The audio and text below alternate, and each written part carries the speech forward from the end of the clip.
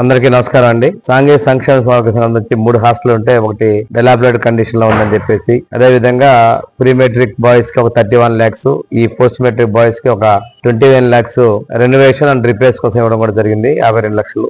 దీంతో పాటు పైన కొంచెం ఖాళీ స్ట్రక్చర్ ఉంది, ఏమన్నా చేయాలని చెప్పేసి చాలా కాలం చెప్తా ఉన్నారు. ఒకసారి విజిట్ చేద్దామని రావడం జరిగిందండి. దీంతో పాటుగా ఆ పక్కన డెలాబరేట్ ఉన్న కండిషన్ లో ఉన్నటువంటి హాస్టల్లో కూడా కొత్త బిల్డింగ్ నిర్మించాల్సిన అవసరం ఉంది. ఇక్కడ డిమాండ్ కూడా ఉందని చెప్పేసి చెప్తున్నారు. ఎమ్మెల్యే గారు గంటా శ్రీనివాసరావు గారితో కూడా డిస్కస్ చేసి దీనికి అభివృద్ధికి చర్యలు తీసుకోవడం జరుగుతుంది. రిపేర్మెంట్స్ కూడా పూర్తి స్థాయిలో కొత్తదనం వచ్చే విధంగా రీకన్స్ట్రక్షన్ రిపేర్స్ వర్క్ చేయమని చెప్పేసి అధికారులు చెప్పడం జరిగింది. అవసరం అయితే ఇంకా కొంచెం నిధులైనా ఇచ్చి పూర్తి స్థాయిలో రిపేర్లు చేసే విధంగా చర్యలు తీసుకుంటామండి. దీంతో పాటు వాళ్ళ డిఎస్సి కూడా ఫ్రీ డిఎస్సి ఇస్తున్నాం ఎస్సీ ఎస్టీ విద్యార్థులకి.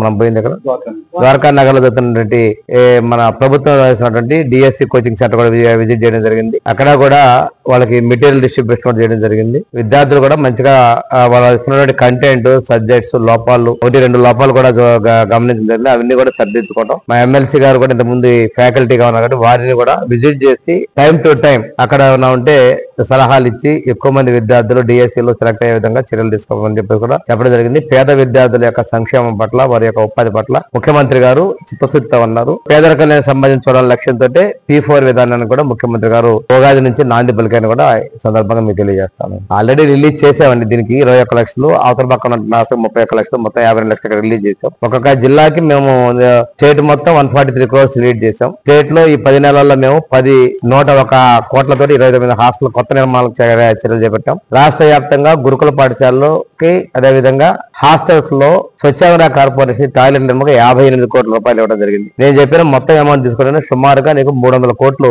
ఇదే పెట్టాం. ఇది కాకుండా డిస్టెన్స్ స్కూల్లో కూడా ఇంకో 40 కోట్లు పెట్టాం.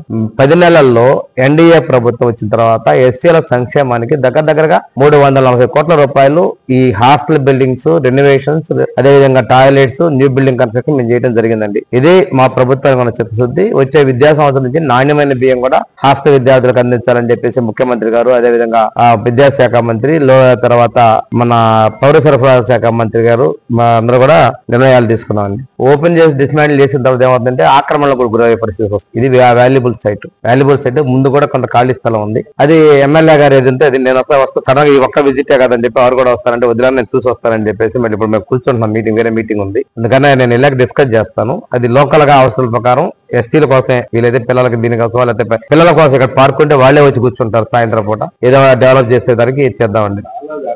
నేను ఎమ్మెల్యే గారితో మాట్లాడతాను. వాస్తవం ఏంటంటే నేను ఓన్లీ అది పాడైంది, పైన ఇన్కంప్లీట్ ఉన్నాయి కదా, చూద్దాం. ఈ రోజు నేను నా షెడ్యూల్లో చదవని వచ్చానండి. నేను పూర్తిగా మాజీ మంత్రితో మాట్లాడేసి దీన్ని డెవలప్మెంట్ తీసుకుని అక్కడ కూడా వీలైనంత వరకు కూడా నేను కొత్త హాస్టల్ కూడా నిర్మాణం, ఎందుకంటే చుట్టుపక్కల పొటెన్షియాలిటీ ఉంది, ఇనిషియేటివ్స్ ఉన్నాయి. నేను వీలైనంత వరకు దీన్ని ఎమ్మెల్యే గారితో, కలెక్టర్ గారు, నేను నాకు లొకేషన్ అర్థమైంది కదా, నేను చెప్తాను, నేను మాట్లాడతాను.